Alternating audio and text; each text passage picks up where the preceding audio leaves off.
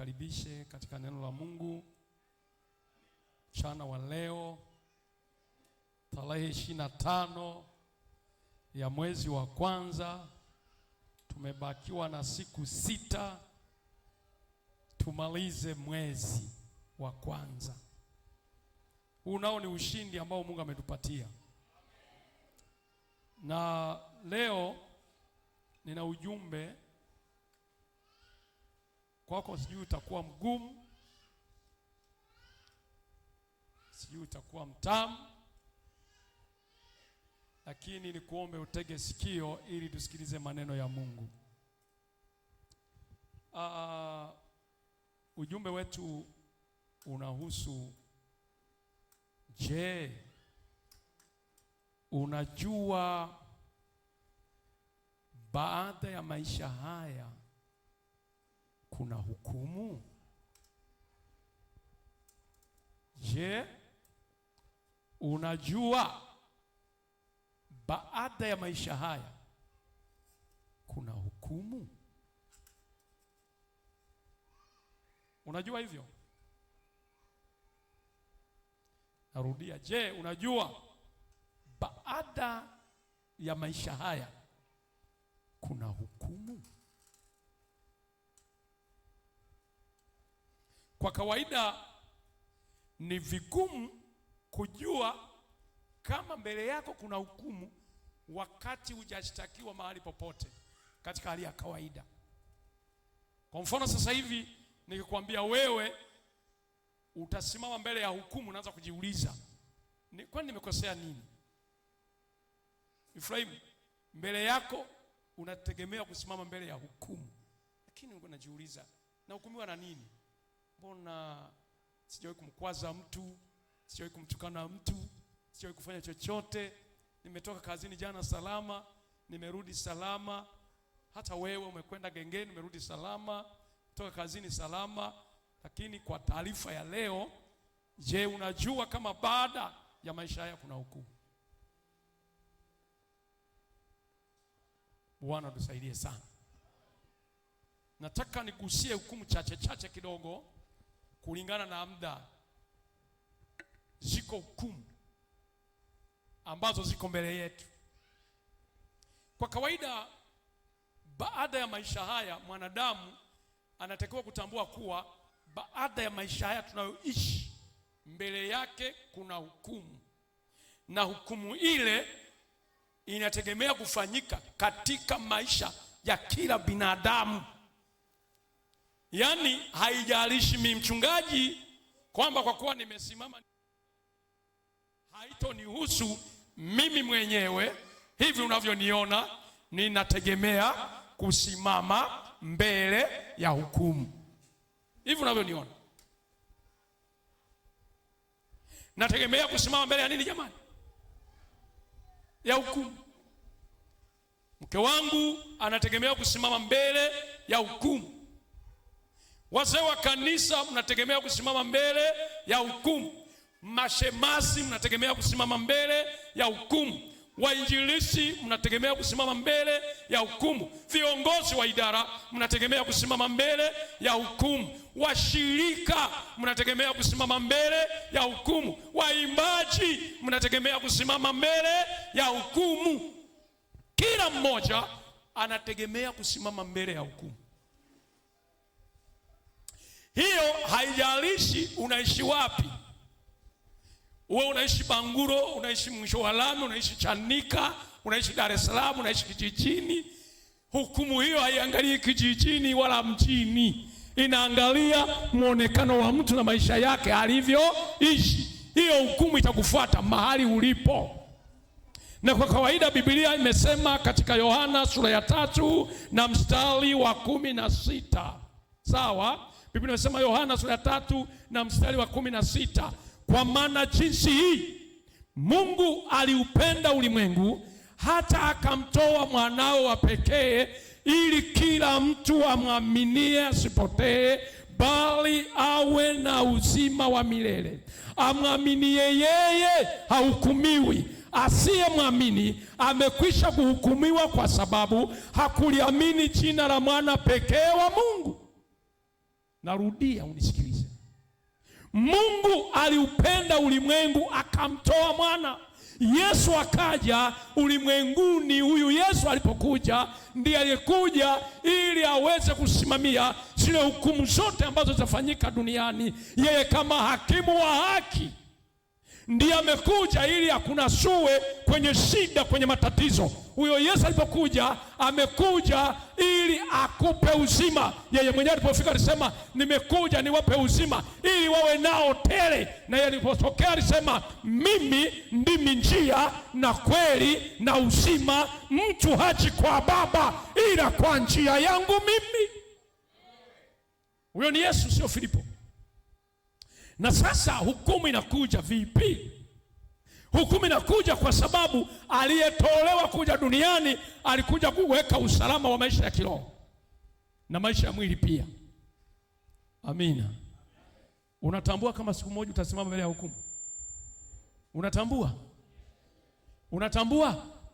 Unatambua kama jarada lako linaendelea kusoma? Unatambua kama jarada lako ya hukumu yako inaendelea kujazwa? Unatambua? Unaelewa inajazwa nini? Unaelewa inajazwa nini? Moyo wako unajua inajazwa nini? Mimi naweza nisijue. Unajua moyo wa mwanadamu una umbali sana kuliko hata unayekaa naye. Yaani hapo alipo rafiki yako, moyo wake uko mbali na wewe. Huwezi kujua maisha yake, huwezi kujua mambo yake, huwezi kujua vitu vyake. Kuna vitu vingine mtu anaweza kaficha, viko ndani, mkakaa naye miaka mpaka 20. Hayajatokea. Wataalamu mmoja wana saikolojia wanaohusiana na mambo ya ndoa wanasema mwanamke ili umjue tabia yake mpaka ametimiza miaka 7, zaidi ya miaka 7. Ukiwa na mke ana miaka 5 uko naye kwenye ndoa, kuna karandinga zingine ameficha. Wewe bado unasema baby, hazijafumuka zile za baby. Mnisamehe, ni mambo yalivyo. Na wewe mwanamke unakana mwanaume miaka 7 haijapita, unaanza kusema ni kama paradiso ndogo, hujaelewa mpaka miaka 10 na kitu ipite. Anaweza kukaa ni mke wako ni mwizi mpaka hujajua, ana miaka 3 unaye. Yuko baby ni mwizi. Utakapoanza kuona mamshushua ameiba vitunguu na sasa, ulikuwa hivi. Genge na ameiba vitunguu. Hela ya vitunguu umempa lakini ameiba. Maana mtu mwenye roho ya wizi hata kama ana vitu haridhiki. Anaweza kaiba hela ya vitunguu, amenunua vitunguu 3, anabeba na cha 4. Kwani kila kimoja kinazidi vile 3? Sasa wanamleta na vitunguu 4, ameiba kimoja.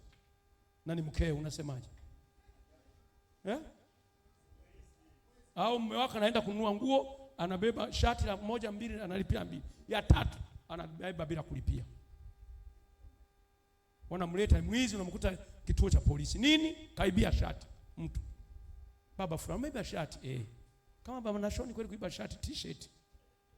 Halafu jamaa mama Nashoni anakukuta wamekuvua nguo, wanakupiga viboko kama 3 kwa t-shirt. Kila mtu atacheka eti. Mshi. Unaiba. Oili, umeenda kununua oili ya pikipiki. Wanaweka, wanaanza kuangalia. Sasa kitu cha ajabu. Sasa hivi maduka yana nini jamani? Yana kamera. Unaenda unachukua chupa moja la oili, unaweka kwenye mfuko. Haya, naomba ni kulipe hii hapa. Unalipia chupa moja, wakati unatoka kule mlangoni mtu anakuambia, "Kaka unaenda wapi? Umelipia nini? Umelipia oili ngapi?" Mungu wangu, mbona nimeshamlipa? Haya, sasa sisi tusumbuka, wanarudisha nyuma hivi. Angalia ulikotokea. Ukiangalia ulivyochukua na kuweka kwenye koti, wanakuchora. Toa majibu sasa. Na unokinaswa vizuri, unakosaga nini? Acha kusema hakipo. Unaanza kutembea, nisameheni. Tunakusamehe vipi, kalipe. Wanamkonea huruma, unaweza karata kofi. Sasa oil ya kununua shilingi 2000, 2020, unapigwa kofi mwanaume mzima kama yule na shati ya draft kama hivyo. Alafu wale jamaa hawabahatishi, wanajua mahali pa kupiga, wanapiga mapuani ambapo damu zinawahi kutoka. Ili uchafue shati kidogo. Unaona zinazo. Yameshaondoka yale yenyewe hayaulizi yanadondokea wapi? Huwezi kuchukua shifu kwa ajili ya kufutia ile damu. Na ukitaka kufuta ni kama unapaka. Mwanangu narudi nyumbani, mwalimu anakupokea. Shifu imechawa damu, Vipi tena baba fulani? Unajua pikipiki nilipokuwa naendesha sikanibamiza bwana. Hajataka kusema ukweli. Hayo yameandikwa, wewe unakuja kumdanganya mkeo huku, ila kule ulikoshikwa na kwa Mungu pia imeandikwa.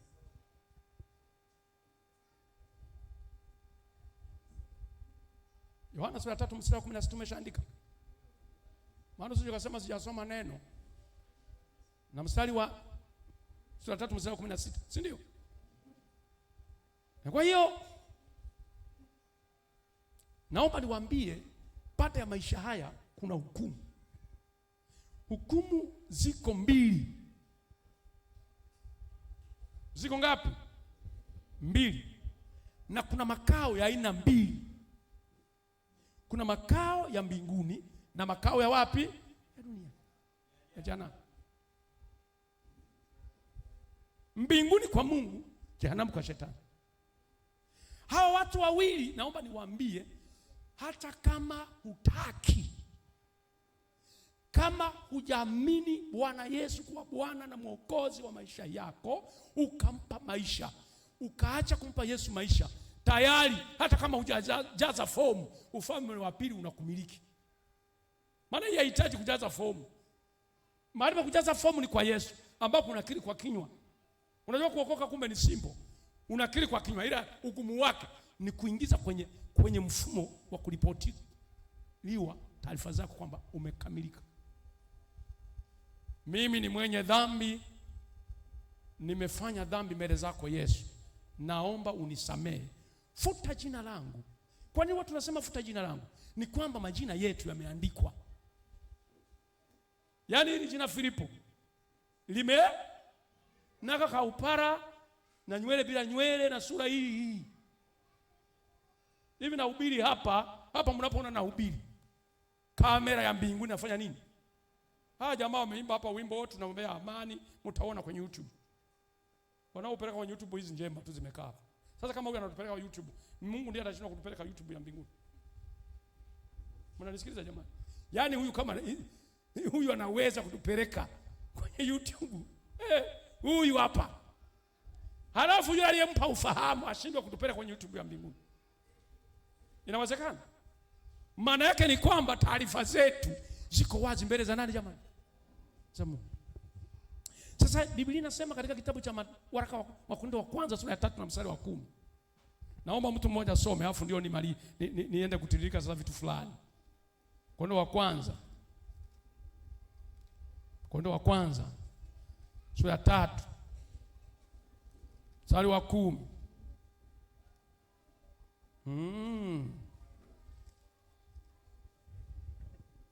Ndio.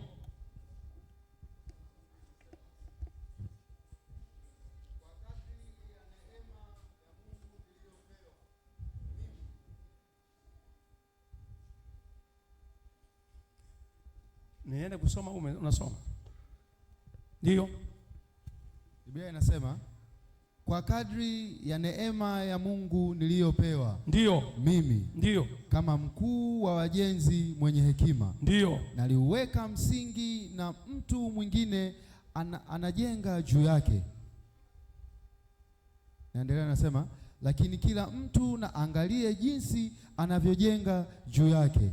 Maana msingi mwingine hakuna mtu awezaye kuuweka. Ndio. Isipokuwa ni ule uliokwisha kuwekwa, yaani Yesu Kristo. Ndio. Lakini kama mtu akijenga juu ya msingi huo dhahabu au fedha au mawe ya thamani au miti au majani au manyasi, kazi ya kila mtu itakuwa dhahiri. Ndio. Maana siku ile itaidhihirisha, kwa kuwa yafunuliwa katika moto.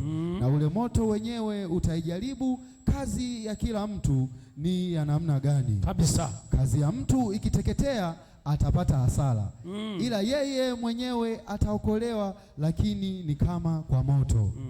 Hamjui ya kuwa ninyi mmekuwa hekalu la Mungu, na ya kuwa Roho wa Mungu anakaa ndani yenu? Kama mtu akiliharibu hekalu la Mungu, Mungu atamharibu mtu huyo, kwa maana hekalu la Mungu ni takatifu, ambalo ndilo ninyi. Hebu achia hapo. Kuna pointi moja pale mstari wa 14. Biblia inasema kaa tu wewe. Kazi ya mtu aliyojenga juu yake ikikaa atapata thawabu. Si ndio? Kazi ya mtu ikiteketea atapata hasara, ila yeye mwenyewe ataokolewa, lakini ni kama kwa moto. Hii ni hukumu ya kwanza. Jamani, Bwana asifiwe. Bwana asifiwe. Hii hajatosha. Kwa kuwa nimekwambia hukumu, hapo sikufumbii macho. Ndugu yangu, kwa kuwa nimekwambia hukumu, nisikilize. Hii ni hukumu ya nini jamani? Hii sio hukumu ya wapagani. Biblia imesema hivi, hukumu ya Mungu itaanzia katika nyumba ya watu wa nani jamani? Wa Mungu. Maana yake ili Mungu ahukumu mataifa wengine, anaanza kuhukumu wa Kristo.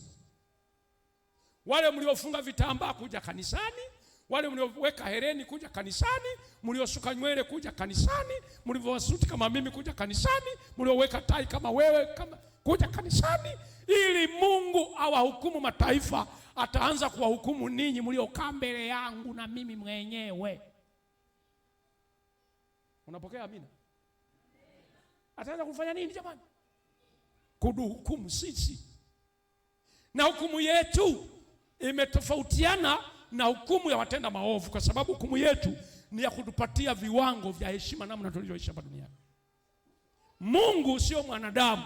Hawezi kukubali sisi tunaosali tulingane eti tunafanana. Hakuna. Mtu anayefanya vizuri kwa Mungu, Mungu anamuelewa vizuri vile vile alivyofanya. Mtu anayetoa sadaka vizuri, Mungu anaielewa ile sadaka vizuri. Mungu ndiye anayepima sadaka zetu, sio mchungaji. Unaweza kuleta sadaka hapa ndogo, mchungaji nikaiona ni ndogo kwa akili ya kawaida, nikaanza kukubeza. Ila Mungu aliye mbinguni, ukiweka 100 ikatoka rohoni, hiyo 100 Yesu anaibariki. Mnanisikiliza vizuri? Tuache zile tabia za kawaida ya kwamba watu wanaotoa hela nyingi ndio wanaomjua Mungu. Hapana.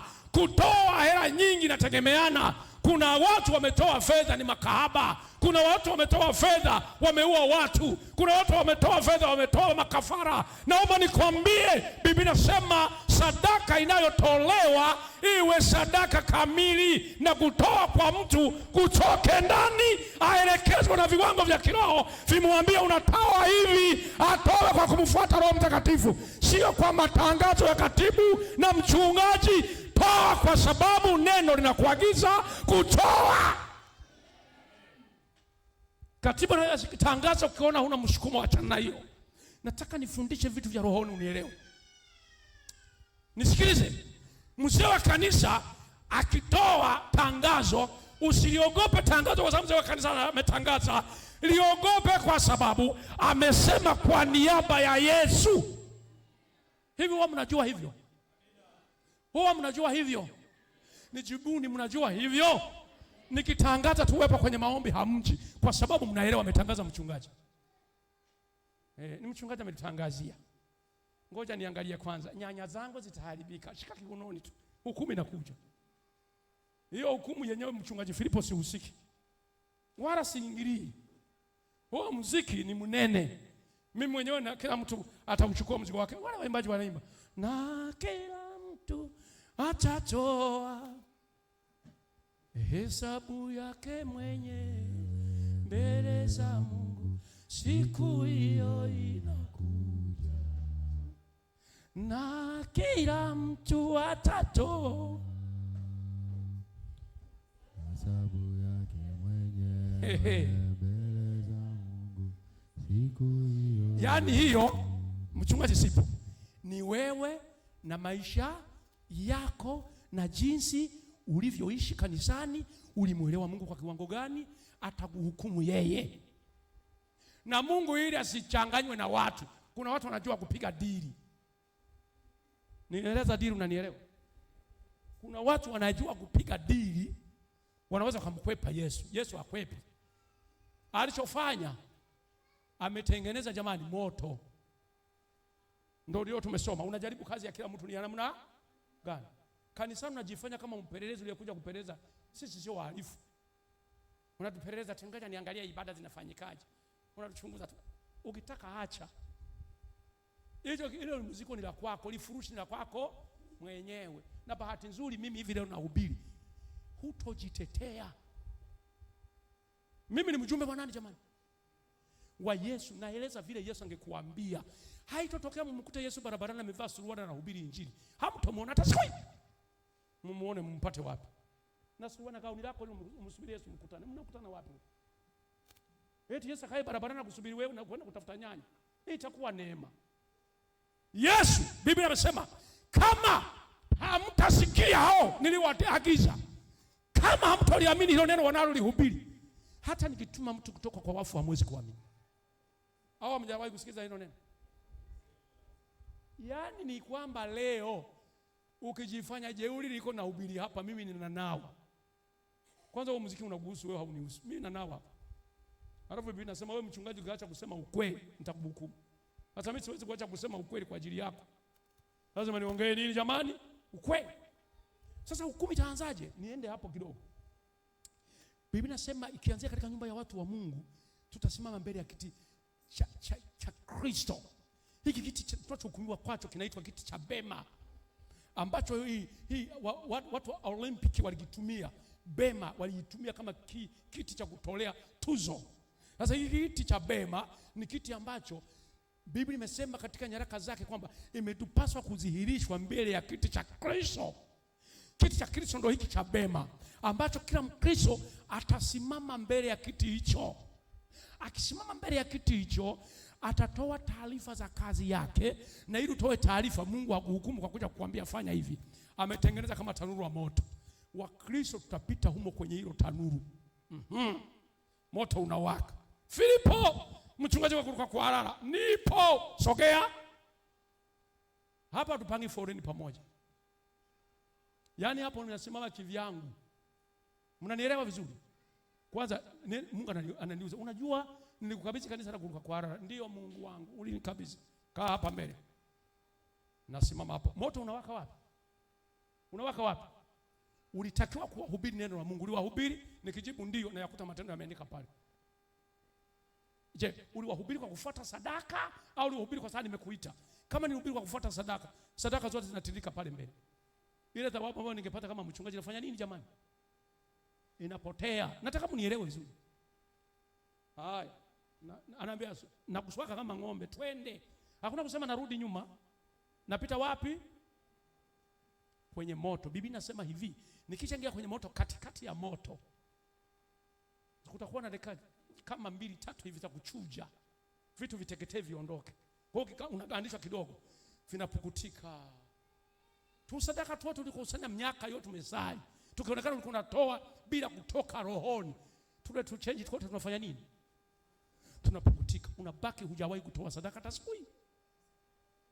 Twende nje. Unatoka sasa. Ukijiangalia hivi umebaki mwenyewe. Wewe Mungu wangu, sadaka zangu, sogea. Anaingia mwingine. Hapo hakuna kingine kitakachosema. Sasa Biblia inasema hivi, ukisoma ile mistari tutazidiana kulingana jinsi tulivyoishi wapi jamani? Humu kanisani na duniani. Kwamba kuna watu mnawaona hapa hawaeleweki kanisani, wala sio viongozi, wala hawajawahi kuwa viongozi, wanaweza wana sifa ya kumpita hata mchungaji Filipo. Kwa sababu gani? Walimtumikia Mungu kwa uaminifu. Kuna watu sio waimbaji, watapokea tuzo kuwazidi hata waimbaji. Kwa nini? Kuna watu waliimba kwa mihemko. Mnanielewa vizuri wazee? Kuna watu watatuzidi wazee wa kanisa kwa sababu hawakuwepo kanisani kama wazee wa kanisa, lakini walijitoa kwa Mungu aliyewaita, wakamtumikia Mungu katika roho na kweli. Watakapopimwa matendo yao, watazidi wazee wa kanisa waliopo. Hiyo haijadiliwi na mtu. Na kuna mzee wa kanisa tamzidi mchungaji. Ni kwa namna alivyoishi mzee wa kanisa. Hiyo sio kunyang'anya kwa sababu analipa kwa haki amekulipa. Nipata tusogeza sogezeni hapa niwape kazi. Biblia inasema wengine watang'aa kama nini? Kama jua, wengine kama mwezi, wengine kama nini? Kama nyota. Kwa hiyo kuna mshirika aking'aa kama nyota. Nikisema mbona huyu ameng'aa kama nyota? Angalia matendo yako, yalishaungua. Na kule mbinguni kuna watu watakaa kama buguruni, Yesu yuko kama gongo la mboto. Kama vile mwenyekiti wa serikali za mitaa rais akija hasogei. Mimi nashangaa hata mwenyekiti wa serikali za mitaa wanamzidi kama kiongozi mkubwa amefika. Najiuliza kumbe Mungu amenipendelea. Siku moja aliyekuja Samia hapo, eti anataka kuzindua mwendo kasi. Viongozi wakubwa njoni, na mimi kanisa wakasogea kidogo. Nikaonja hata kusikia perfume aliyopaka. Perfume tu, kusikia perfume rais ni kazi. Nawaongelesha, mnanisikiliza. Huwezi kusikia perfume ya rais aliyopaka kama sio kiongozi. Nani kati yenu ameweza kusikia perfume ya rais? Ni kati yenu. Ukiwa wapi kwanza? Rais. Umsogelee wewe kwanza, ukiwa wapi? Hata kwa wapishi wakipanga uweze kumsogelea rais. Kwanza chakula cha rais hakipikwi na wewe. Unataka kuniletea mchezo ni rais? Mungu wangu, rais. Wakamleta Biteko amesoma na kina nani? Amesoma na kijana wetu mmoja wa nyumbani. Lakini alikuwa kijana wa kawaida. Biteko siku moja amekuja kwenye vikao vyetu vya FPCT kule Dodoma.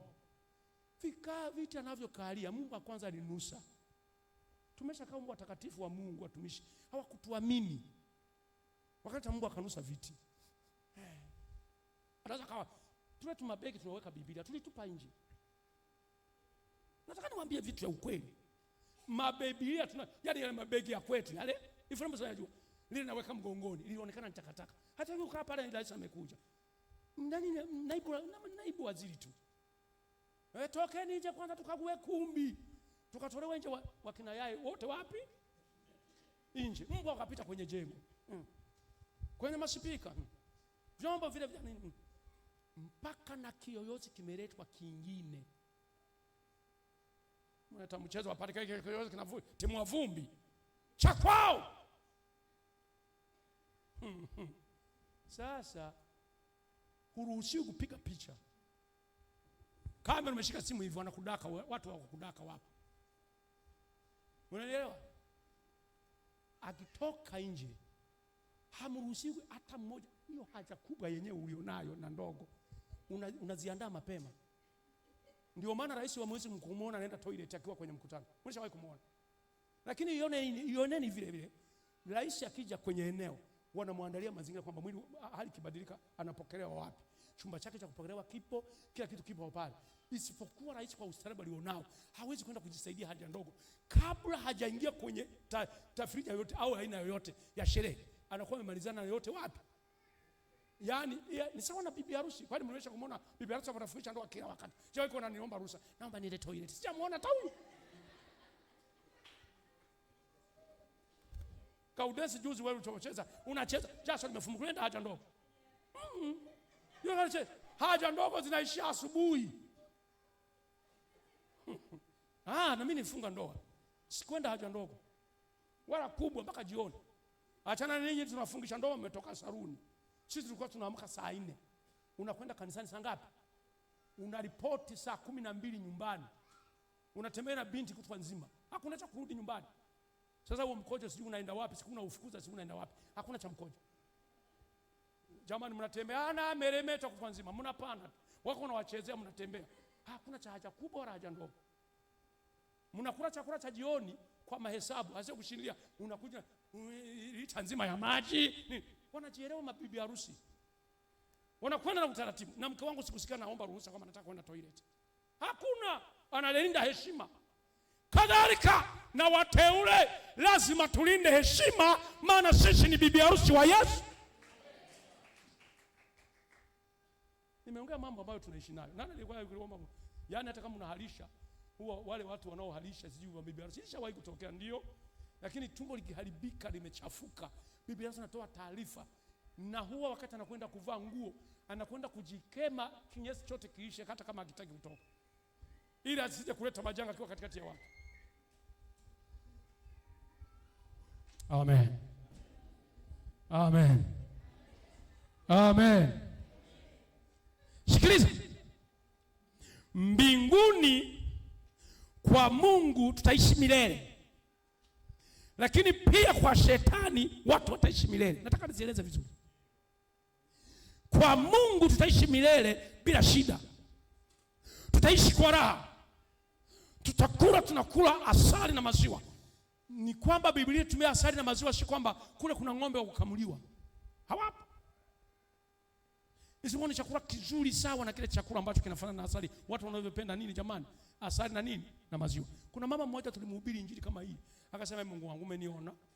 Maziwa sinywi, asali sili. Kwa hata nisipoenda mbinguni naona sidaiwi na chakula cha huko. Yeye akafikiri ni asali na nini? Na maziwa kama haya. Kama vile Mungu aliweza kutoa mana jangwani, chakula kinashuka kutoka mbinguni, ndivyo Mungu alivyoandaa chakula cha wateule. Wataishi milele na milele, wakidumu katika utakatifu, wamevalishwa miili mipya ya kutokuharibika, isiyo na shida, isiyo na magonjwa, isiyo na chuki. Na bahati nzuri kule mbinguni hamuna kuoa wala kuolewa, wote tutakuwa tuna miili ya utukufu wa Mungu. Kama kuna mwanaume ananyanyasa mwanamke, mwanamke huyo atakuwa amepata bonus. Hayo makofi na matusi ya kila siku, una akili mshenzi, toka, nilikuwa kwa bahati mbaya, mama atakuwa amesave. Na pale atakachokutana nacho ni kakitambaa ka Yesu. Mimi nilikuwa nijiuliza moyoni, Yesu ana vitambaa vingapi? Maana Biblia inasema atachukua kitambaa na kutufuta machozi. Si ndio? Sasa kuna watu wanasema labda ataenda saluni, ataenda dukani kununua vitambaa. Sikiliza. Kule kuwapo kwake Yesu, tukimtazama, zile chuki tulizokutana nazo, zile tabu tulizokutana nazo, yale matatizo uliyokutana nayo, ule ugonjwa ule kusumbua ukaja kupona, ukimwangalia Yesu kwa ile imani uliyokuwa nayo, ile sura ya Yesu na kuflash, unaanza kusema kumbe ni wewe na utamu huu. Yesu anakupongeza. Pole mwanangu, umeshinda. Kuna watu walianguka kwa sababu hii. Mimi wanasoma maandiko yananionyesha kwamba kuna mtu leo hana mchumba, ili awasaidie wale wengine watakao kwa dhambini wakikosa wachumba. Kuna mtu mwingine anasema nisipata mchumba. Inawezekana Mungu amekutengeneza kwa mwalimu wa kufundisha tabia za watu. Na kuna mwingine leo una wachumba, utakuja kuoa katuni la mwanamke kwa sababu kumsikiliza Yesu. Yesu sio mjinga, ujue. Anaposema unatafuta mke, omba. Unaona kuna kutafuta mtu mke ba. Amevaa kimini, dada unajua nimekupenda kwa kuangalia kimini, umeumia. Watu waimbaji wanasema, wale wanaoimba na muziki wanasema mwanamke atafutwe sokoni. Usiende kumtafuta mwanamke gengeni. Yuko anatafuta nyanya, amebinuka namna hiyo, unasema hips huko ndo huyu wa kuoa. Anza kumuona hips badaka apata malaria, hips kaporomoka. Nafikiri Tania. Unaoa mwanamke kiuno kama hii kochi. Akipata malaria kiuno kinashuka kinaondoka. Mwanamke anatakiwa kupendwa si kwa sababu ya mambo ya mwili. Mpende kwa sababu kuna vitu vinaashiria ndani. Mwili unaharibika. Mwili unaharibika ni udongo. Nimemwona ni mweupe sana. Niwe mweupe. Sasa hivi weupe unatafuta dukani. Mtu anapiga mkwara mkwanja. Kabindi kalikuwa kanafanana kama Filipo keusi. Kama kaniki, kameshakuwa keupe. Jamani, ameendelea, amekuwa mweupe. Wamenunua dawa dukani. Wewe muoe sasa aliyetoa dawa dukani, unamfikisha ndani kama 200 kameisha. Matone kama menyeshewa na mvua. Nakosea. Unaweza kusema sasa huyu sio mwanamke wa kuishi naye. Ulipomchagua uelewa maisha anayoishi. Kuna wengine hapa wanatengeneza Carolite hapa wanaipiga ili kukuchanganya kwenye technique. Mdomo umepigwa wanja hapa, unapigwa nyoni. Akitembea hivi na vidoro unaanza kusema duniani hakuna msichana kama huyu. Ingia kwenye mkenge uone. Amen. Amen.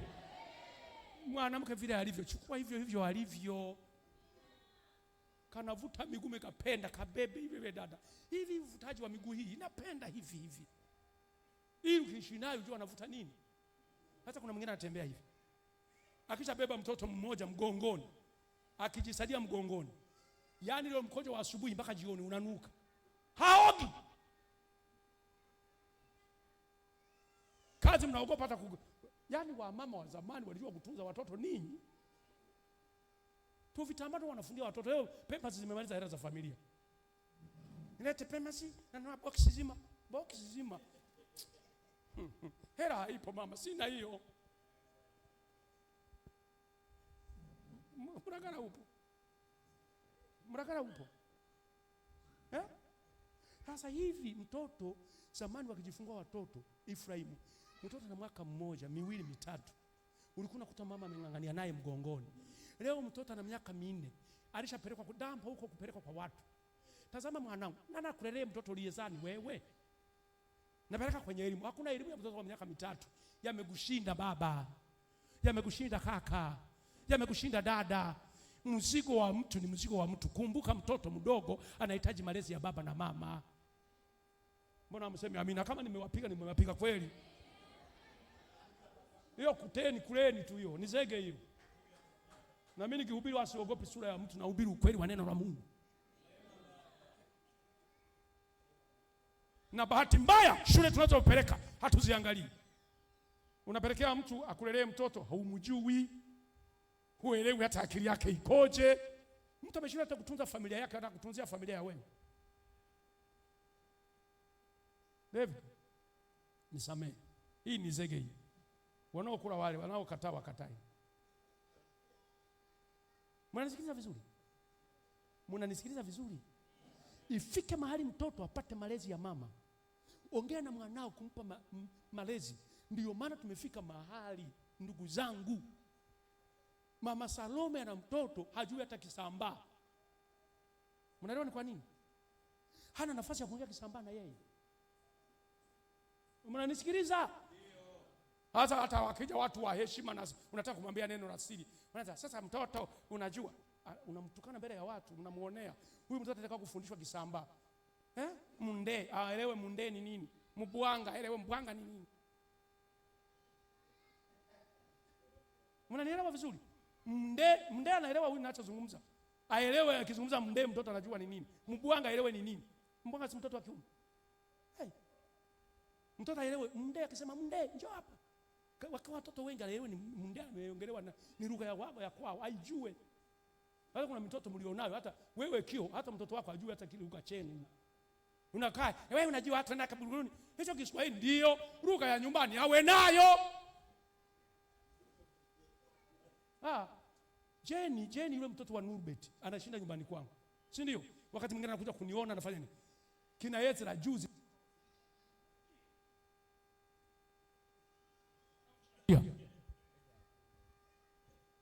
Yaani Jenny sasa hivi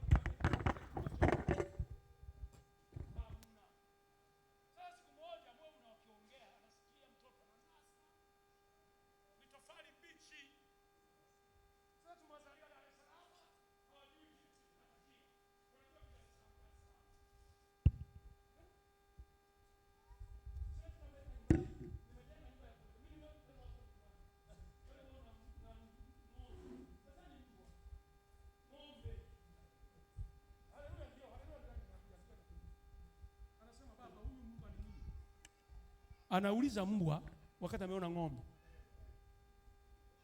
Mnanielewa vizuri? Nikarudi na watoto kutoka ku Dar es Salaam. Nataka mnisikilize. Na ninyi mliozaliwa kijijini msiogope kurudisha watoto wenu kijijini. Acheni ushamba. Mbona mnaniangalia sasa? Mniangalie na wapiga hii gombo hii. Unakana mtoto Dar es Salaam, tuka Dar es Salaam. Wewe ni mtoto wa Nyakanazi, peleka mtoto Nyakanazi. Siku moja watoto wajue wanatoka wapi, Nyakanazi.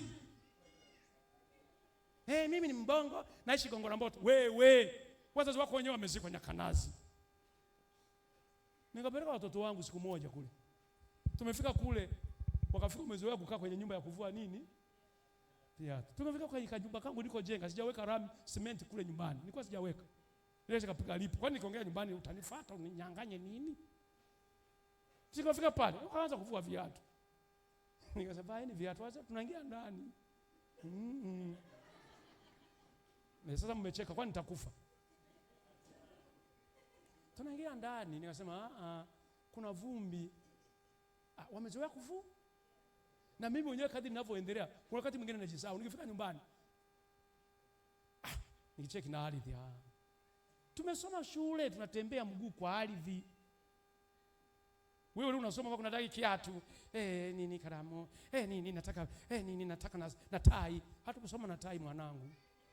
Ila yamefika watoto wanunulie nini jamani? Tai. Walibeba mabegi usianze kuwaonea wivu. Mimi sikubeba begi, chukua rambo, sio muda wa rambo. Nunua begi. Amen. Amen. Hukufika form 5 na 6, watoto wako wamefaulu, watie moyo. Na si kwamba tunasomesha ili tutajirike. Ukimaliza kusomesha rudisha mgongo nyuma. Wanaweza wasikusaidie. Hata mchezo nini?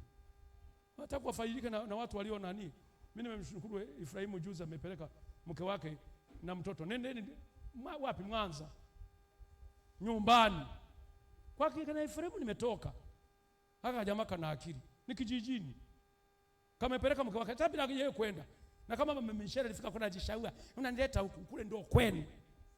Kwa bahati nzuri sasa nikwambia. Yaani kule ndo kwako wewe.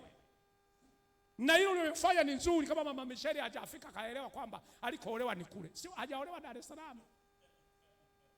Leo haya maisha yanaweza kachange, ukachukua gari unarudi wapi? Kijijini. Haya ni maisha tu haya.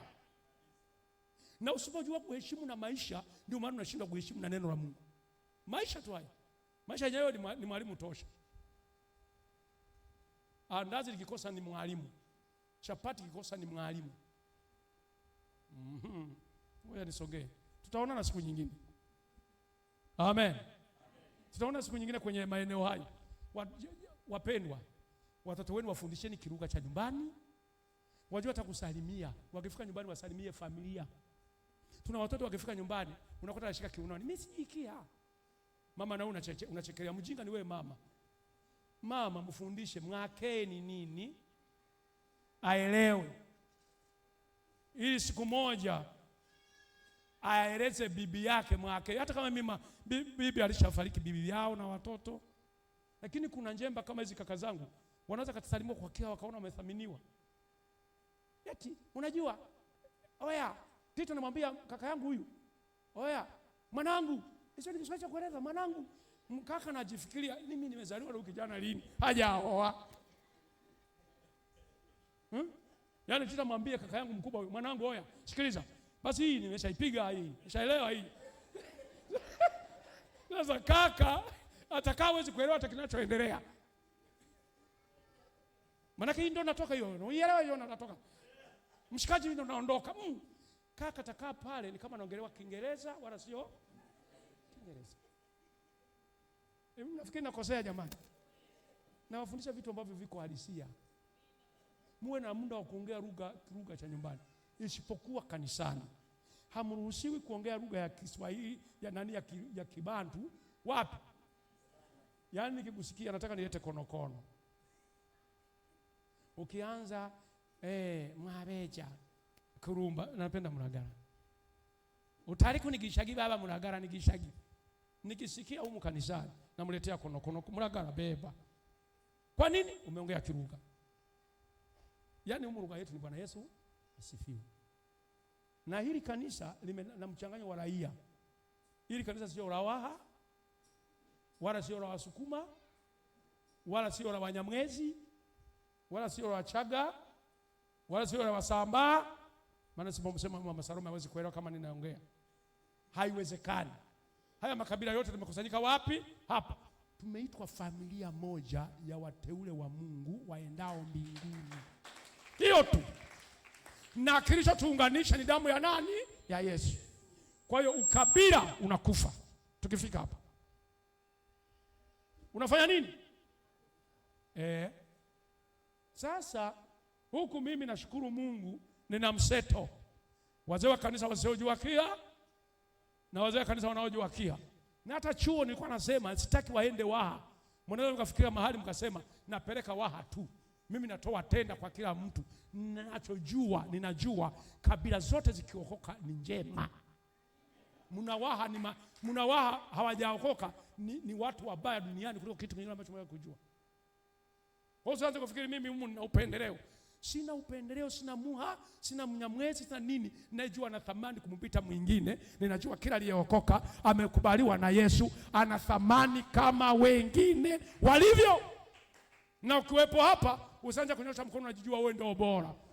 Yesu ametufanya bora katika jina lake Yesu mwenyewe.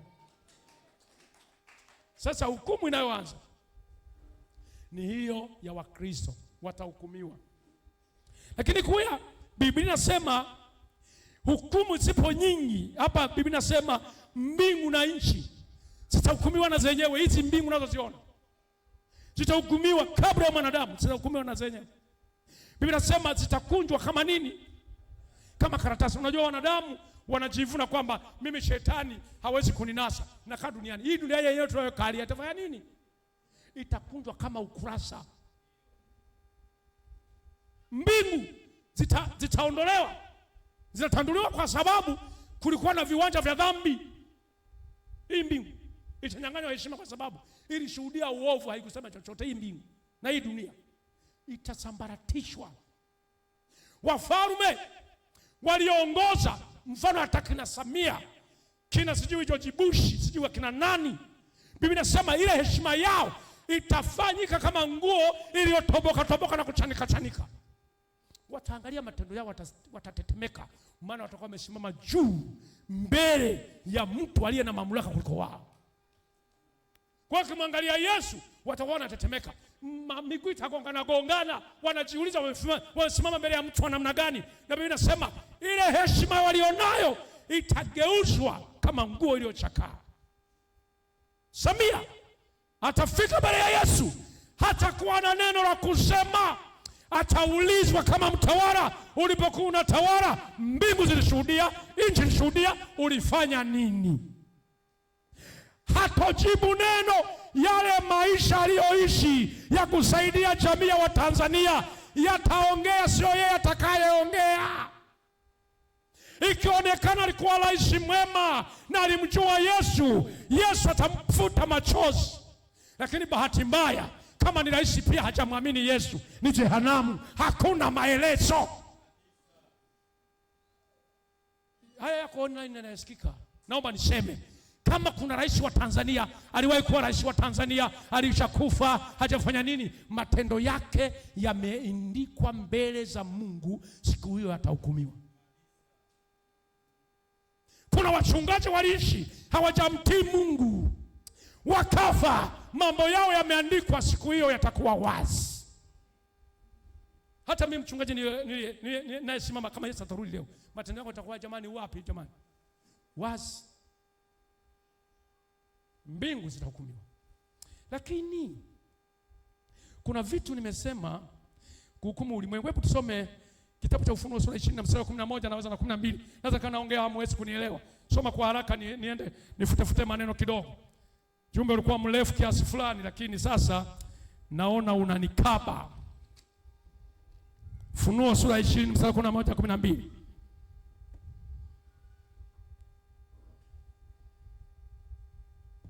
Ufunuo sura 20 mstari wa 11 hadi 12. Ndio.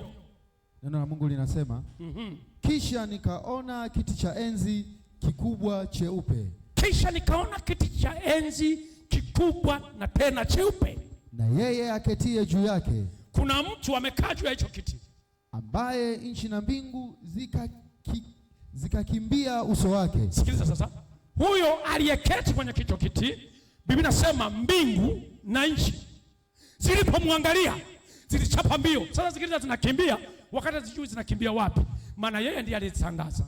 Sikiliza katika neno la Mungu katika Mithali sura ya 8 mstari wa 30. Biblia inasema hivi, ndipo nilipokuwa pamoja naye kama fundi stadi wa kazi, nikifurahia namna ulimwengu unavyofanya nini? Yesu mwenyewe akiwa fundi nani jamani? Stadi wa nini? Wa kazi. akifurahia mbingu zinavyotengenezwa na nchi. Kwa hiyo mbingu zinamkimbia Yesu wakati hazijui kwamba yeye ndiye aliyezitandika. Soma sasa. Na mahali pao hapakuonekana. Mahali pao hapakuonekana, maana palikimbia hapakuonekana. Nisikilize, kama unasema utabaki katika ulimwengu huu uishi, mbingu zikakimbia uso wa Yesu, hazikuonekana, wewe utakuwa wapi? Soma mstari wa 12, neno linasema nikawaona wafu wakubwa kwa wadogo. Sikiliza sasa, tunakwenda hukumu ya pili. Nisikilize kidogo unielewe. Nikawaona wafu wakubwa kwa wadogo. Amina. Maana yake waliokufa wakiwa wadogo. Nisikilize vizuri. Nitegee sikio unisikie. Waliokufa wakiwa wadogo na wakubwa. Soma msomaji. Endelea kusema. Nikawaona wafu wakubwa kwa wadogo wamesimama mbele ya hicho kiti cha enzi na vitabu vikafunguliwa. Tulia. Vitabu vikafanya nini? Mnanisikiliza jamani? Amina. Naomba uongee. Vitabu vingi vikafanya nini? Vikafunguliwa. Wamesema wafu, vitabu vikafunguliwa. Vimefanya nini? Vikafunguliwa vitabu. Twende, vimefanya nini vya vitabu? Neno la Mungu linasema na kitabu kingine kikafunguliwa. Kuna vitabu vilifunguliwa, kuna kitabu kingine kilifunguliwa. Twende. Ambacho ni cha uzima. Na hao wafu wakahukumiwa katika mambo hayo yaliyoandikwa katika vile vitabu sawasawa na matendo yao. Twende. Mstari 13 nasema bahari ikawatoa wafu waliokuwemo ndani yake. Ndiyo, na mauti na kuzimu zikawatoa wafu waliokuwemo ndani yake. Ndiyo. Wakahukumiwa kila mtu kwa kadiri ya matendo yake. Mauti na kuzimu zikatupwa katika lile ziwa la moto. Hii ndiyo mauti ya pili, yaani hilo ziwa la moto. Ndiyo. Na iwapo mtu yeyote hakuonekana ameandikwa katika kitabu cha uzima, ndiyo, alitupwa katika lile ziwa la moto. Amen. Nani ameelewa, nani hajanielewa? Nataka nifafanue. Biblia inasema zikaonekana mbingu na nchi zilipomwangalia Yesu, zikafanya nini? Zikakimbia uso wa nani? Yale ule muonekano wa Yesu. Anaposema uso ni sawa na ile hali ya kusema ule utukufu wa Mungu ulijifunua katika mbingu na nchi. Tusikilizane vizuri. Hii ardhi tunaiona leo, tunaikanyaga, haisemi. Sawa? Haina mdomo wa kuongea. Lakini mbele za Mungu inaelewa. Kwa hiyo nchi ilipomwangalia Yesu, msiseme ni Filipo, ni maandiko. Na ndivyo yalivyo. Ilipomwangalia Yesu, hii nchi ikagundua kuna viwanja vya dhambi vilikuwepo katika nchi. Kwa hiyo ilipomwangalia ilifanya nini? Na kumbukeni wakati siku moja Yesu anakufa, damu zake zilipodondoka ardhini, ardhi yenyewe ilifanya nini? Ilitetemeka. Si ndio maandiko yanasema ikahangaika kwa sababu inataka kuchukua damu ya mtu asiye na nini? Na hatia. Kadhalika siku ile viwanja vile vitashuhudia kwamba huyu mtu aliyesimama mbele yetu sio mtu wa kawaida. Kwa hiyo zikakimbia, na hii nchi na mbingu zikatoka kwenye nini? Zikapotea. Mnanielewa? Vikatokea vitabu na kitabu kingine. Anaposema vitabu, kuna vitabu viwili na kitabu. Nataka nifafanue kidogo. Kitabu kimeandikwa majina, wakubwa na wadogo. Wale wakubwa na wadogo, wale wadogo inaonyesha kuna viongozi, kuna wadogo katika hali ya mwili, kuna nini? Hawa wale watoto wanaokufa wakiwa watoto hawahukumiwi. Wameondoka moja kwa moja kwenda wapi?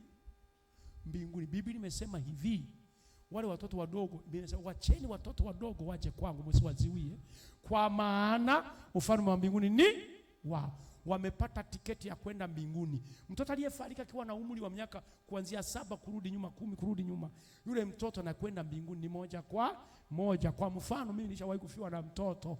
Nisitaki kutumia mtoto wako kama mfano. Yule mtoto wangu alikufa na mwezi mmoja, yule yuko mbinguni. Leo mimi nikishindwa kwenda mbinguni, mtoto alesha kwenda wapi? Yule haulizwi. Mama mchungaji aliyemzaa akabaki duniani anajilisha na upepo, anaenda jehanamu. Yule mtoto alishaenda. Haulizwi. Wewe umezaa mtoto ameshakufa na mwaka mmoja na miezi mitatu, alishajiendea mbinguni, baki na dhambi. Ile mashine imeshapata kibali cha kwenda wapi? Vitabu vikafunguliwa. Majina yameandikwa mle. Nakumbuka yale majina yaliyoandikwa mle, yaliandikwa watenda maovu yakasomwa. Kumbukeni wateule watakuwa wameshahukumiwa wapi? Kwenye kiti cha nini? Hapa tunazungumza kiti kikubwa cheupe. Kwa nini cheupe? Kina utukufu wa Mungu ndani. Sikilizeni wapendwa, niwaambie. Yale majina yakisomwa, yakimalizika kusomwa, anakabidhiwa kamanda mkuu wa kuagiza watu waingie kwenye jehanamu yenyewe. Kwa hiyo akisoma Salome, mama Salome, ukiitika abe jina lako kule, hapo kuna malaika waliosubiri wanaoshangilia. Tunashangilia na kufurahia kuona jinsi mama Salome anavyoingia wapi? Jehanamu. Kwanza alitutukana. Mama Salome, unakumbuka ulikuwa unaimba shetani ni mbaya? Unakumbuka? Twende huko. Mimi siendi. Sikilizeni wapendwa. Hautakuwa na nguvu za kumshinda shetani ili usiende jehanamu. Huo ugali unaokula, matembe unayoyara, hayakufanyi mnyang'anye mamlaka shetani. Yaani yenyewe nakupongeza tu na kukuelekeza tu, twende mama. Kwa hiyo utatembea tu mapaja tunagongana hivi naelekea kwenye jehanamu hivi. Twende. Ulijua kutembea hivi, huo mtembeo umekwisha kufa. Mnanisikiza vizuri? Ulijua kuweka rangi haiweki tena enzi hizo. Ulijua kupaka shadow imeisha. Hakuna. Ulijua kutumbu na hela ya kufa mtu. Kunaongana na hela chafu. Hela ambazo hazina hata utaratibu. Ukimwambia vipi? Mimi kwanza, unajua najiuliza, unakulaje matembele kijana wewe? Matembele ni mboga. Nasikitika sana. Hata huu mwili umeutoa wapi unakula matembele?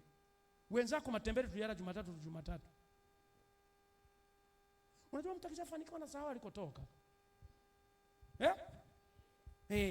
Ulikuwa unatembea sabuni ya kuogea huna. Leo umeolewa na mtu ananunua sabuni ya kuogea ya kunukia kila siku. Anasema, "Hivi unaweza kaogea sabuni ya kipande?" Unajua kuna watu wanafikia huko eti. Na sabuni ya kipande ni ya kuogeshea vyombo. Hatuogei. Hii inaiogea mwaka gani? Nakumbuka jamani, Yesu nikumbushe. Nakukumbusha na sabuni. Asikukumbusha kuja ibada, nakukumbusha sabuni.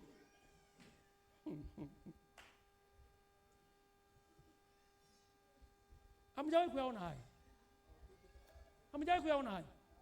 Kuna mtu mwingine anakuambia, mimi mafuta ya mgando sijapaka muda mrefu, najua. Mafuta yenyewe kupaka yana jina dada. Sawa, neme nimekuzunguka mwanangu.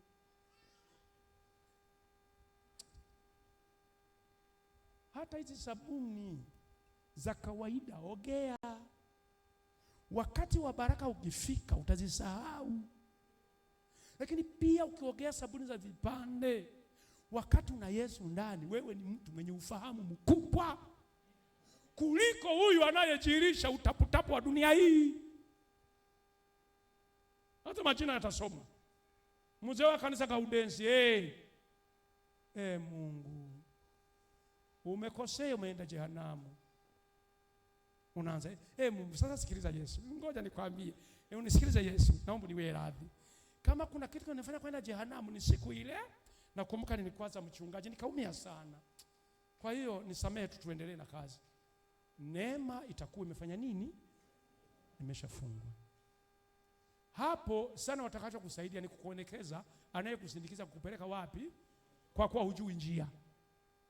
Gaudensi, geuka mwanangu. Unasema Biblia inasema njia pana, sogea. Unaona, wafuate hao kuelekeza unakokwenda. Unapoelekea kule, Biblia inasema utakuta jehanamu inafanya nini? Inawaka moto. Ule moto unakuwa unatoa kama mawimbi ya bahari. Unaviringisha ukipokelewa mule unakurudisha humo ndani. Biblia inasema funza wa hapo hawafi. Meno yao ni kama meno ya nchi 8. Kwa hiyo wanakuwa wanakusogelea na yale mawimbi. Sogea. Mawimbi yanakunguza kidogo. Ufi. Nimetubu. Hakuna kusamehewa. Milele na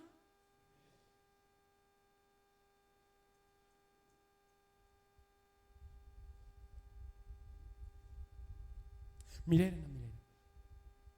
Mume wako ulimpenda, hakuwa na Yesu, ingawa alikuvalisha na kukulisha, ulilala mahali pazuri, utaondoka mbinguni na tena jehanamu. Haiangaliwi alikupenda namna gani, hakuwa na Yesu. Ulijenga nyumba nzuri. Biblia inasema kipindi cha dhiki kuu, walio na nyumba nzuri wote watakuwa wanazikimbia nyumba zao, maana joto litakuwa imezidi, jua litakuwa limeshushwa centigrade kama ngapi, kama 100 kuja duniani. Ina maana tutakuwa tunaingia kwenye nyumba, tunakuta kuna joto, tunarudi nje, mwili unatoa mafuta kama mtu anakaanga nguruwe. Biblia inasema zile nyumba tulizojenga hatuzikaa, tutazikimbia. Mtu atamani kulala nje ya nyumba kwa sababu joto ni kubwa, hali imeharibika. Kwa hiyo dunia hii sio mahali pa kujivunia. Nilikuwa na kitu kimoja ambacho nataka nikimalize. Nina mambo mengi lakini nataka nimalizie kitu kimoja. Ukali wa kiti cha enzi nimeeleza. Kipimo, naomba niwaambie Yesu atatumia hakimu ni Yesu. Uandike hakimu ni Yesu katika Yohana sura 5 na mstari wa 22. Anaye hukumu ni nani? Hukumu ni, yani hakimu ni Yesu. Mahakama kuu, msimamizi mkuu ni Yesu. Hiyo mahakama kuu ya Tanzania sio mahakama kuu ya mbinguni. Msimamizi ni nani? Yohana sura 5 mstari wa 22 na 21. Kipimo. Atakacho kitumia kipimo ni neno la Mungu ulilolisikia. Yohana sura ya 12 na mstari wa 48. Yaani kipimo cha kukupima maisha yako na nini. Hebu tuisome hiyo, maana msiseme na wapeleka tu na waonea na wagonga siwi nini. Tusome hiyo. Twende. Yohana sura yake hiyo kipimo. Yohana sura yake ya kipimo ni sura ya 12 mstari wa 48. Neno la Mungu linasema, yeye anikataaye mimi, asiye nikubali maneno yangu, ndio naye amhukumuye neno hilo nililolinena, naye amhukumuye neno hilo nililolinena, ndilo litakalo mhukumu siku ya mwisho. Sikiliza bwana, sikiliza. Yaani kipimo cha kuhukumu ni neno ulilofanya nini jamani? Ulilolisikia. Sasa nimesikiliza, nataka nimalize. Mnaiona hii Biblia? Mnaiona hii Biblia? Jamani, mnaiona hii Biblia? Hii Biblia kuna mahali imeandika mtenda dhambi ataenda mbinguni. Mnanisikia? Nijibuni. Kuna mahali imeandika kwamba mtenda maovu anaenda mbinguni kwenye Biblia? Kwenye Biblia kuna mahali pamesema shetani analipa mazuri kwenye Biblia? Kuna mahali ambapo kwenye Biblia kuna mhubiri yote amewahi kukwambia kwamba shetani ana malipo mazuri kwenye Biblia? Mnanisikia vizuri? Je, kuna mahali popote ambapo Biblia imesema shetani kuna siku atakuwa rafiki yetu mwema kwenye Biblia? Sasa mnisikilize. Wapendwa, siku ile kuna watu watakuwa wanalaumu kwamba ni shetani alifanya nini? Shetani atakuja kusema, jamani wapendwa, msinionee. Mnasikia? Shetani anasemaje? Msinionee. Mama Salome, hivi kwenye Biblia kuna mahali Yesu aliwahi kuwatangazia kwamba mimi shetani nalipa vizuri? Hapana. Haya, mliwahi kuambiwa kwamba kwangu mimi kuna uzima wa milele? Kwenye Biblia kumeandika Yesu ndiye anayetupa nini? Kwa hiyo umekataa uzima wa milele, umeenda kwenye hukumu, unaanza kumlaumu shetani. Unamlaumu kwa vipi? Unajua kuna mambo mengine tunamwambia shetani ametuonea, ni uongo mtupu. Ni uongo mtupu. Shetani amenituma, amekutuma kumpiga mkeo, amekutuma. Shetani mwenyewe hajaoa, anakutumaje kupiga mkeo? Maana hata hujui uzuri wa mwanamke. Hajawahi kukaa na mwanamke, na shetani haowi na wala hana mke. Unanisikia? Yaani naomba niwaambie, shetani usije kumlaumu. Yeye mwenyewe atahukumiwa kwa sababu danganya nini wanadamu? Ni mdanganyifu. Hebu ujilaumu kwa sababu unapohubiriwa hutaki kubadilika. Sasa kuna kitu ambacho nilikuwa naangalia, kipimo ni neno. Ina maana hakuna mwanadamu kati yenu anayeweza kujitetea hajawahi kusikiliza neno la Mungu. Kati yenu ni nani? Kwa hajawahi kuhubiriwa dhambi, hajawahi kuhubiriwa kutoka kwenda mbinguni. Sasa kuna kitu kimenichanganya kabisa nikawa najifikiria. Unajua kuna kitu nimeangalia inasema dini zote zitaonekana kama hazifai na haki ya kujidai wenyewe itaonekana kama nguo chafu. Dini zote, Isaya sura ya 62 na mstari wa 6. Hizi dini zote zitaonekana hazifai. Usijiringie dini, jiringie wokovu. Mnanisikiza vizuri? Jiringie nini? Sasa Biblia inasema siri zote zilizofichika.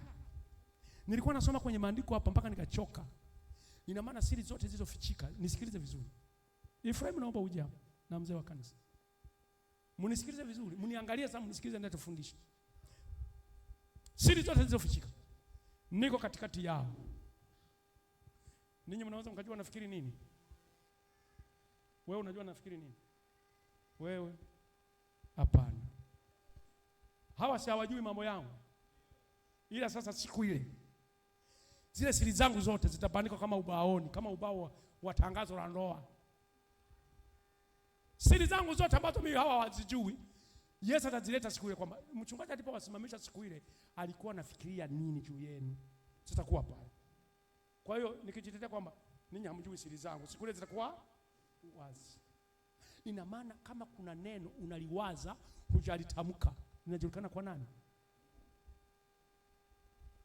Kama una wazo fulani la ubaya mbele za Mungu, naomba mkakae watumishi wa Mungu, ama umetengeneza ubaya mbele ya ndugu yako, ukauficha huo ubaya kabla haujafunuliwa kwa mtu yoyote, uko wapi? Na kama Yesu angerudi leo, huo ubaya utakuwa wazi. Kuna watu mmefunga siri za kwenu ninyi, mna marafiki mnafunga siri za ubaya. Huo ubaya hata kama sisi hatujaujua, Yesu amefanya nini? Na kuna watu wengine wanatengeneza vikao kwa ajili ya watu wengine. Unakuwa wanatengeneza, nani tukimfanya hivi anaweza kukoma ubishi. Kabla hamjanifanyia, Yesu amefanya nini? Ameona, na kirudi mnahukumiwa. Maana ile maneno yanayotenda kwa siri yatakuwa wazi. Kama kuna mtu ana mambo ameficha yako nyumbani, hata kanisani hayaleti, kwa Mungu yako wazi. Na bahati nzuri hukumu ya Mungu ni yale ambayo unaishi nayo, yanapimwa hayo. Kama unasali kwa kujipikirisha, unaelewa kujipikirisha? Kusali kwa kujipikirisha, unakuja na wewe unaonekana ndani ya wateule umo, na wewe utoe sadaka, uimbe pamoja na wanaoimba, usifu pamoja na wanaosifu, piga mateke shetani, tunampiga shetani na mateke, wala shetani teke letu alimfikii. Haya, kanyaga shetani, kanyaga. Shetani kwenye enzi yake anatuangalia. Kwanza unajua shetani amefungwa. Mnafahamu? Haya mateke mnayopiga haya mfikii, maana yuko kifungoni. Subiri baada ya miaka 1000 utaona atafunguliwa. Uone dunia itashikiaje. Mweta mchezo na shetani. Unapiga teke na stiketi nataka kuondoka. Kwa teke namfikia shetani. Hakuna. Teke naishia hapa na ubwabwa wako. Shetani, msikilize shetani alivyo. Shetani ni mbaya sana. Na ana nguvu kupita mtu yeyote hapa tulipo. Ila Biblia inasema tunamshinda kwa damu ya mwana kondoo. Usianze kumuona shetani mwigizabu kama mbugira. Yeye alishawahi kumuona Mungu, alishawahi kumuona Mungu hapa. Si kwa matendo tu. Alishakaa na Mungu mpaka tamani kwenda kushika mamlaka yake. Kwa hiyo usimuone shetani mtu wa kawaida. Ukaanza kumfuatilia na shetani anataka kumfuatilia, kumwambia Yesu akusaidie. Ni sawa na mtoto unampeleka akachezee simba wakati hajui mbinu za simba. Atafia kule. Nenda kwa Yesu akusaidie namna kuishi. Siri zote zitakuwa jamani nini? Zitakuwa nini? Rudia, zitakuwa nini? Huo moyoni mwako, siri zako zote zitakuwa. Maneno uliyoficha yatakuwa. Maneno uliyokalia yatakuwa wazi. Na baada ya hapo mimi sitokusaidia. Na baada ya hapo jirani yako atakusaidia. Na baada ya hapo mzee wa kanisa atafanya nini? Na baada ya hapo hakuna mchungaji atakayekusaidia. Na mwenyekiti wako wa kwaya hatakusaidia. Mwalimu wako wa kwaya hatakusaidia. Mahali pa kukusaidia ni hapa sasa hivi anapokuambia maneno ya uzima, unatakiwa uyasikilize. Ukiyasikia umepata faida. Ukiyaacha umepata hasara. Leo nataka nikwambie neno moja. Ni heri ungeanza kutathmini, hivi kweli jina langu limeandikwa kwenye kitabu cha uzima ama limeandikwa kwenye kitabu cha hukumu? Ni point namba 1. Je, baada ya maisha haya nitasimama kuhukumiwa muda gani? Nitahukumiwa wakati wa kanisa kunyakuliwa kwenda kwenye kiti cha bema, au nitahukumiwa kwenye kitabu kikubwa cheupe kule, kiti kikubwa cheupe ndiko naenda kuhukumiwa kule. Kama naenda kule nimeshafeli. Japokuwa kutakuwa na watu watakaopata neema ya kupokea wokovu kipindi cha dhiki kuu, ambapo Biblia inasema na hao nao ni wakina nani? Biblia inauliza hivyo na Biblia imesema hivyo, lakini sijui kama tutatokea humo sisi wachache, kwa sababu kipindi cha neema tumemkataa Yesu. Ingekuwa heri leo, narudia tena, ingekuwa heri leo ungeliweza kuamua ya kwamba sasa mimi mahali nilipo nimeshakwama, ninapaswa nitengeneze maisha. Kama unasikia mchana wa leo unahitaji kumpokea Yesu, unahitaji kumwambia niandike kwenye kitabu cha uzima, unahitaji kumwambia Yesu, mimi naona safari niliyotembea ni kubwa, nimefika mahali nimefeli, naomba Yesu nisaidie. Unaweza ukasimama niombe na wewe. Oh, yatakusanyika mbele zake Bwana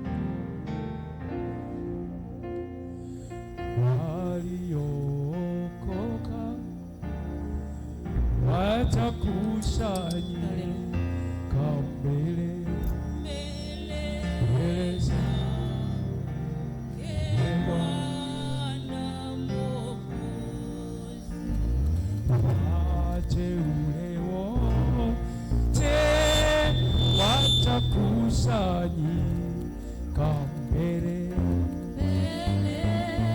zake Bwana Mwokozi. Waliokoka tutakusanyika mbele Yesu. Niombe kama upo usogee. Niombe kama upo usogee. Umwambie Bwana, safari imekuwa ngumu, sina namna ya kupenya. Naona siku nishaibika na kuja kwako. Unayejua maisha yangu, naomba unisikilize Bwana. Unisamehe, unishike kwa mkono wako. Niongoze Bwana, nimeshindwa kujiongoza. Naomba usogee niombe na wewe. Unasikia una kitu ningesema na Mungu, una kitu ningemwambia Bwana, naomba usogee mbele niombe na wewe. Yako na rabashaka, yako robo shaka, iko shako na rabashaka. Unataka kumwambia Mungu akusaidie katika safari ya kwenda mbinguni. Safari imekuwa ngumu, hakuna namna ya kupenya. Tumehitaji Roho Mtakatifu atusaidie. Sogea niombe na wewe. Yako na mashaka, iko na mashaka, iko shako na mashaka, iko roma siko riba, yaka na rama shaka, iko saka na masiko roma. Katika jina la Yesu Kristo, yaka shako na mashaka, yako robo saka, yaka saka na rama shaka, iko rama, yaka saka, iko rama saka, yaka na rama siko. Katika jina la Yesu, na kusihi Mungu nisaidie. Mimi mwenyewe siku ile sitakuwa na maneno ya kusema, nitakuwa nimesimama mbele yako nikijieleza kwako, haitanisaidia. Yako na masaka. Haleluya. Nisikilize. Siku ile ni aibu sana. Hakuna siku zimekuwa za aibu, lakini siku itakuwa ya ajabu. Tutakuwa tunalia, Biblia inasema kutakuwa kilio na busara meno. Yakasakora mashakara basikoro. Hatutakuwa na nafasi ya kujitetea. Biblia inasema lile ulilosikia ndilo litakaokuwa hakimu wa namba moja. Asante Yesu. Unaona kuna mambo yamekusonga, yamesababisha ukate tamaa katika safari ya kwenda mbinguni, yamekuwa chanzo cha kutaka kukurudisha nyuma. Tembea niombe na wewe. Nafasi ipo, nafasi ipo. Ninajua ujumbe huu sio ujumbe mzuri kwako, lakini naomba utengeneze mpango wa kusema vyovyote vile vitakavyokuwa, natembea kuendea mpango wa kwenda mbinguni. Hatusali kwa ajili ya kuishi tu, tunataka tusali siku moja tumuone Yesu. Yakana masakora mashaka, riko ya sakata mashakora, yako ribo saka, kwa jina la Yesu.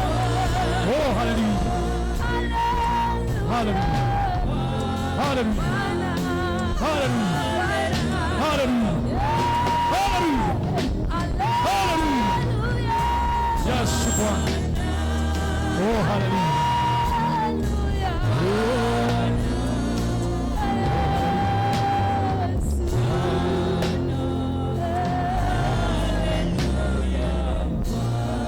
Kama kuna wagonjwa wanataka sogea, ninapomaliza kuomba tuendelee na kuombea hawa. Naomba ninyi mliofika mnyoshe mikono juu. Kwa heshima kubwa mwelekezeni Mungu anayejua maisha yenu na wazee wa kanisa. Naomba msogee tuje tufanye maombi kwa ajili yao na viongozi wengine. Ya chakara wasaka. Hebu tengeneza kwanza kujuta mwenyewe. Juta mwenyewe, anza kugundua yale ulifanya, yale ulisikia sio sehemu ya maisha yako. Mwambie Yesu, kabla sijasema chochote, tengeneza mfumo wa kubadilika mwenyewe na kuanza kujuta hicho kilichofanyika. Fuatana na mimi kwa maneno machache haya, na halafu tutaomba na wewe. Sema, Bwana Yesu. Rudia tena, Bwana Yesu, mimi niliyesimama mbele zako ni kazi ya mikono yako. Sina namna ya kueleza. Najua umenipenda, ndiyo maana umenisikia leo ninapotamka maneno haya. Naomba leo ufute jina langu katika kitabu cha hukumu. Lilikuwa limeandikwa na adui akitaka kunipeleka jehanamu, na mimi nimegundua leo mchana huu ya kwamba Yesu ulifute hilo jina, uniandike jina langu sasa katika kitabu cha uzima, na mimi nitakaposoma pamoja na wateule niwemo Yesu, nisibaki. Maana nikibaki ni aibu, maisha yangu yataaibika. Naomba Yesu leo unisikie na kunisamehe.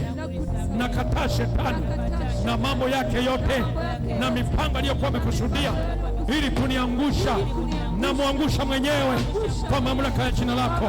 Naomba Yesu unisamehe sana wa leo, niwe mmoja wa kondoo wako. Asante Yesu kwa kuwa ulisamehe wengi na mimi umenisamehe. Naomba usinihesabie dhambi hii tena, kwa jina la Yesu, kwa jina la Yesu, kwa jina la Yesu, kwa jina la Yesu. Amen. Weka mkono wako kifuani.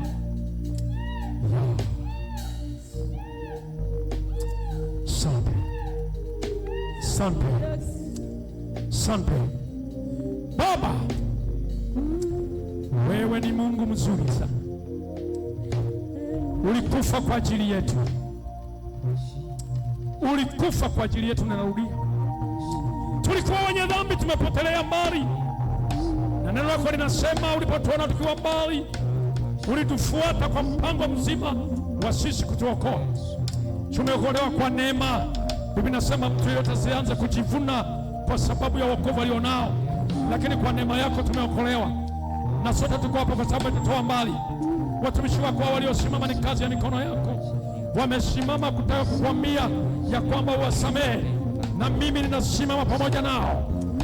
Weka mkono juu yake binti huyu. Natamka kusamehewa na wewe kwa jina la Yesu.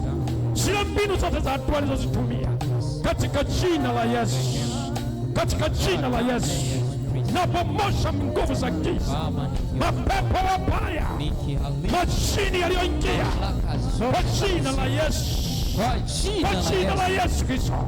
Hebu achia shetani wewe, wewe ulionea binti huyu, ulitengeneza vitu katika maisha yake. Hebu achia, hebu achia, pomoka, achia, pomoka, achia, pomoka, achia, pomoka, achia.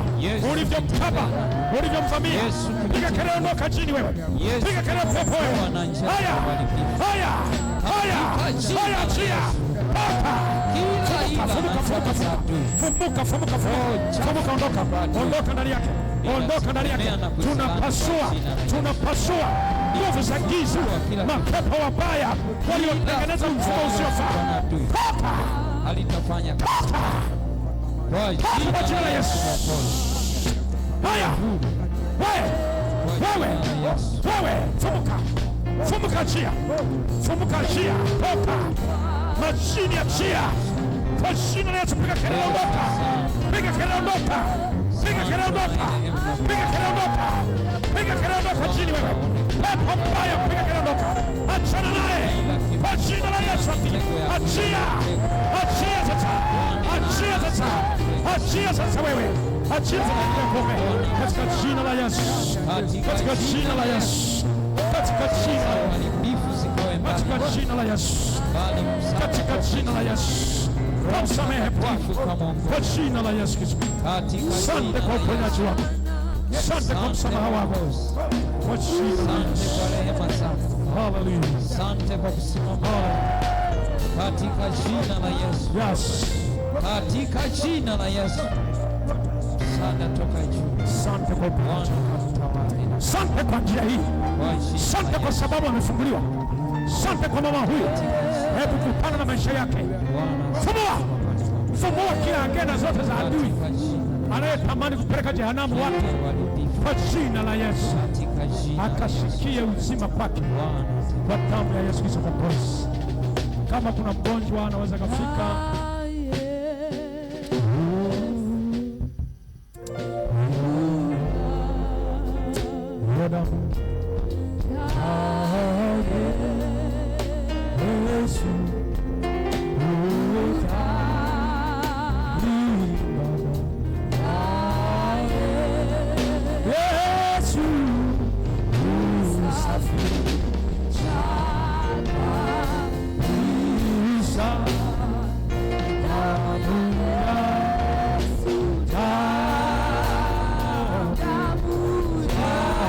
Yeah.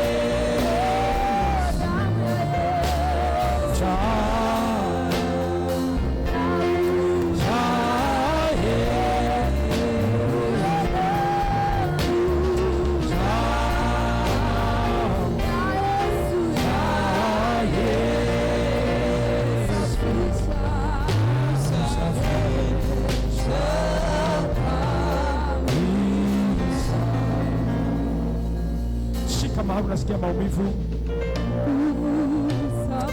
Sema Bwana Yesu. Sema tena Bwana Yesu, nimesimama kwako, najua unanipenda, unanijali Yesu, ulikufa kwa ajili yangu, na kwa kupigwa kwako mimi nimepona. Natangaza uponyaji leo. Mchana huu damu yako ulimwaga msalabani ikanisaidia na kuniongezea uzima, maana ni damu inayotoa uzima.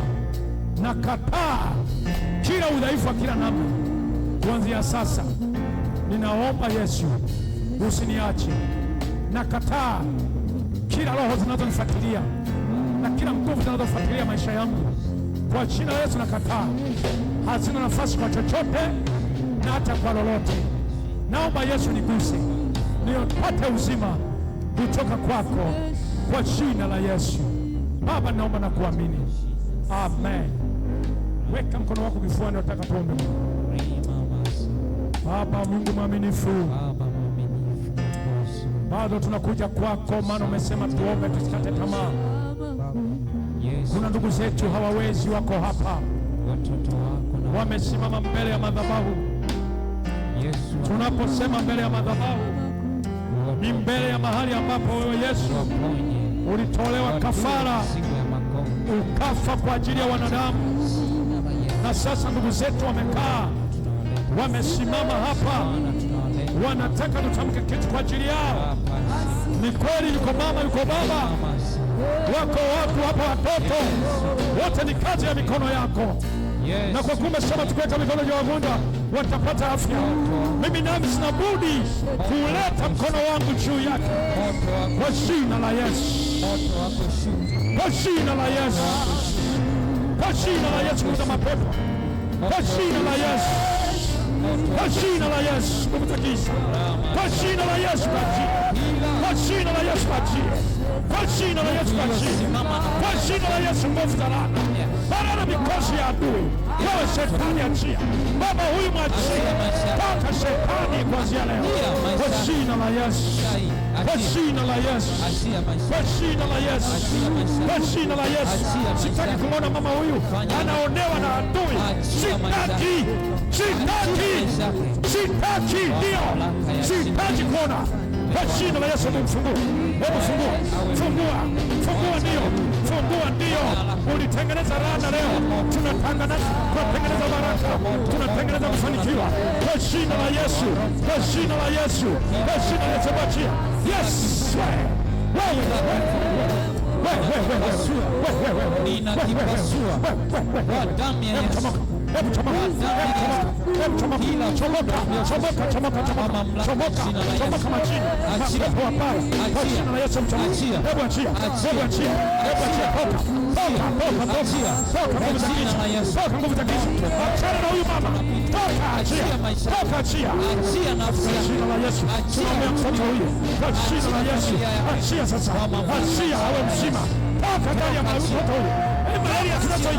Tunazikatalia kwa jina la Yesu, kwa jina la Yesu Kristo, kwa jina la Yesu Kristo.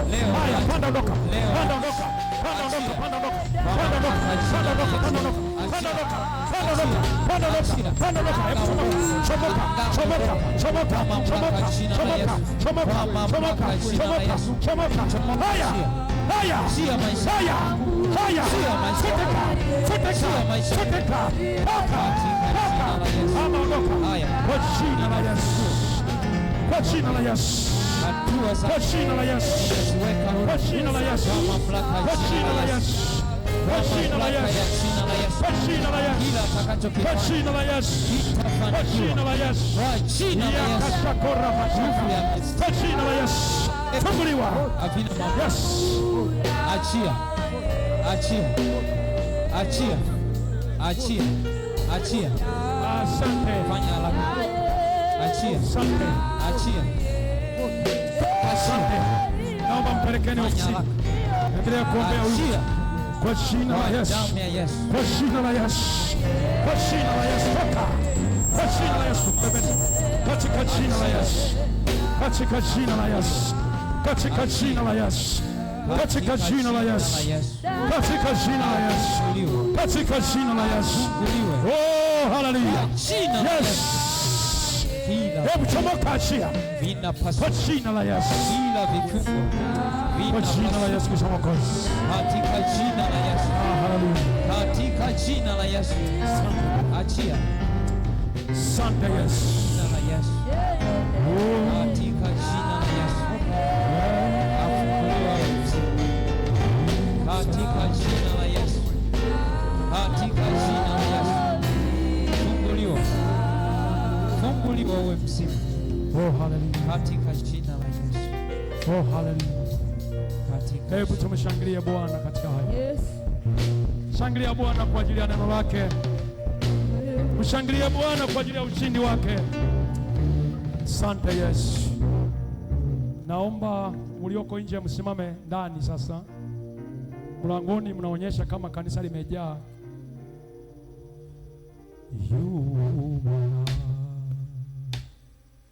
Yesu